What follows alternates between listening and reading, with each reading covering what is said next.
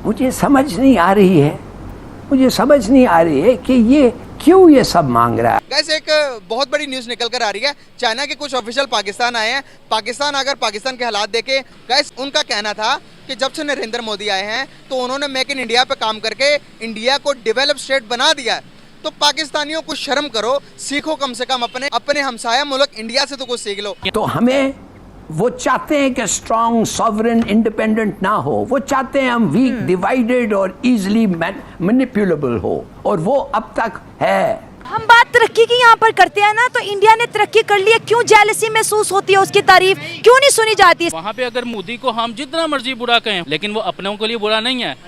वो दुनिया का कौम परस्त आदमी है, वो होना भी चाहिए। उसने अपनी कौम को जमीन से उठा के चांद पे पहुँचा दिया।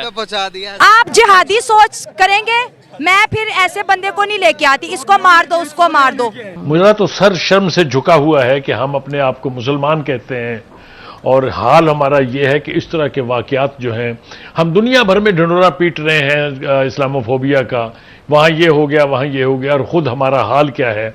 आज पूरी दुनिया जो है वो हमारी तरफ देख रही होगी। यकीनी तौर पर बहुत सी जगह से कंसर्न शो किया भी गया है, यूरोपीय यूनियन ने बड़े स्ट्रॉन्ग लफ्जों में कहा है। आपको तो ईद वाले दिन स्यापा पड़ा होता है कि हमने आज ईद मनानी है या कल ईद मनानी है। इंडिया विजिट करके उन्होंने कहा कि भाई मैंने देखा कि इंडिया आने वाले टाइम के अंदर चाइना को टक्कर देने वाला, हमें टक्कर देने वाला है। पाकिस्तान थोड़ी शर्म करो, सीखो इंडिया से।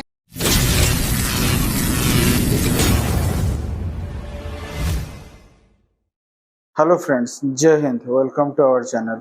तो दोस्तों, खबर ये निकल के आ रही है कि चाइना ने पाकिस्तान को नसीहत दी है कि भारत से कुछ सीखो।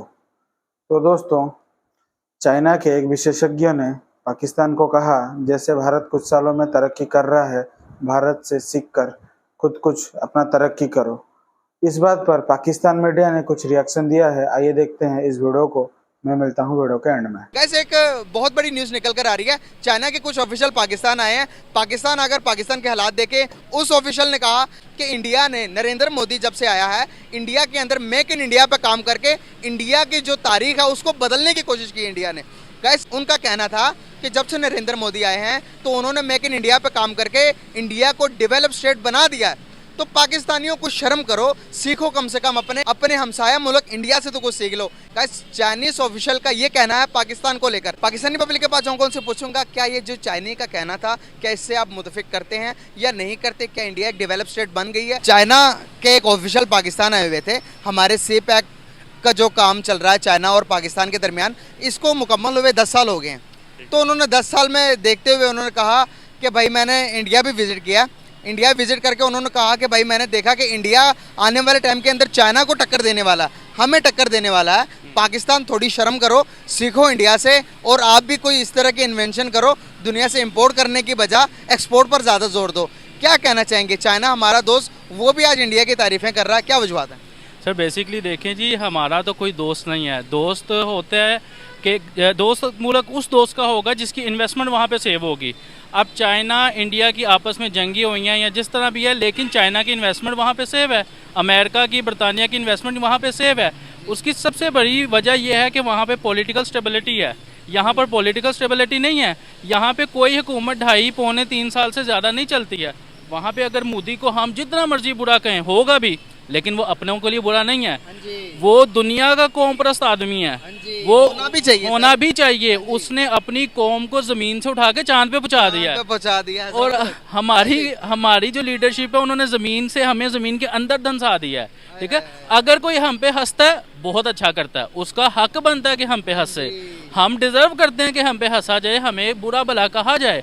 ये हमारी हरकतों का नतीजा है। हम जब कौम परस्त नहीं होंगे, हम पॉलिटिकल स्टेबिलिटी नहीं लाएंगे, हमें अच्छे बुरे का ये शक्ल अच्छी है जी, आप इसको ले आओ, 3 साल पहले वो अच्छा था, अब ये मुझे अच्छा लग रहा है, चलो भी आप फारिग हो, आप आ जाओ। तो इस तरह तो सर हमारा कोई दोस्त है ही नहीं। ना सऊदी अरब हमारा दोस्त है, ना चाइना हमारा दोस्त है, ना अमेरिका बरतानिया हमारे दोस्त हैं।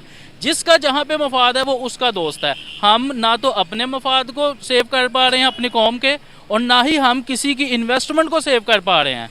इतनी बदतरीन करप्शन है यहाँ पे कि कोई हमारा दोस्त नहीं है, और ये रियलिटी है। सर यहाँ पर मैं आपको थोड़ी बहुत इंडिया के बारे में बताना चाहूँगा, बिकॉज का टॉपिक ऐसा है कि चाइना ने भी तारीफ कर दी इंडिया के, तो बताना चाहूँगा मेक इन इंडिया पर नरेंद्र मोदी ने काम किया था। सर जब उनकी हुकूमत आई, जब वो आज से तकरीबन 10 साल पहले जब वो आए, उन्होंने कहा तो इंडिया है उसको मैं खुद मुख्तार बनाऊंगा कि पूरी दुनिया इंडिया के प्रोडक्ट इस्तेमाल करेगी। सर आज वही हुआ, 10 साल बाद मेक इन इंडिया इतना काम कर रहा है। पाकिस्तान के अंदर भी जो एप्पल की एसेसरीज आती हैं, जो आईफोन मैन्युफैक्चर होके आ रहे हैं, वो भी इंडिया के मैन्युफैक्चर हम यूज़ कर रहे हैं। हम तो कहते हैं दुश्मन है भाई, दुश्मन है, मुकाबला करना तो इसमें मुकाबला करें ना। सर डेवलपमेंट दुनिया की 5वीं बड़ी मैशत बना दी, हमने क्या किया अपने मुल्क के लिए? सर हमने ये किया कि हमने अच्छे अच्छे तराने जारी कर दिए, बड़ी अच्छी बात है, होने चाहिए, कौम का जज्बा उभारना चाहिए, लेकिन सिर्फ ये नहीं होना चाहिए, साथ साथ वो काम भी होना चाहिए जहाँ जो वहाँ पर हो रहा है। 40 करोड़ का झंडा बना दिया, और वो अपने 14 अगस्त पे गिफ्ट, वो अपने 15 अगस्त पे चंद्रयान पे जाते हैं, चांद पर जाते हैं, हाँ। और हम 40 करोड़ का झंडा बनाकर अब हमको सर आप 40 करोड़ का छोड़ के आप 60 करोड़ का बनाएं, आप 80 करोड़ का बनाएं, लेकिन पहले उस काबिल तो हो जाएं।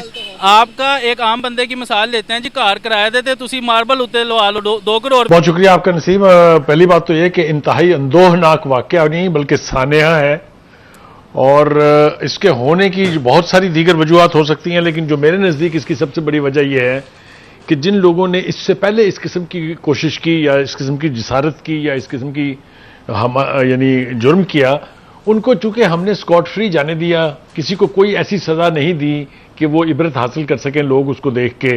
वाकया चाहे सियालकोट का हो, अगर आपको याद हो, जहाँ एक श्रीलंकन साहब थे जिनके साथ जो कुछ हुआ, यूहन्नाबाद का वाकया जिसमें जिंदा जला दिए गए थे लोग, आपको याद होगा, जोसेफ कॉलोनी जिसकी बहुत ही खौफनाक वाकया था लाहौर का, फिर उससे पहले गोजरा अगर आपको याद हो, इसी तरीके से वहां भी चर्चेस पर अटैक हुए थे और लोग जान से गए थे, और अब ये जड़ा वाला। मुझे तो सर शर्म से झुका हुआ है कि हम अपने आप को मुसलमान कहते हैं, और हाल हमारा ये है कि इस तरह के वाकयात जो हैं, हम दुनिया भर में ढिंढोरा पीट रहे हैं इस्लामोफोबिया का, वहाँ ये हो गया, वहाँ ये हो गया, और ख़ुद हमारा हाल क्या है।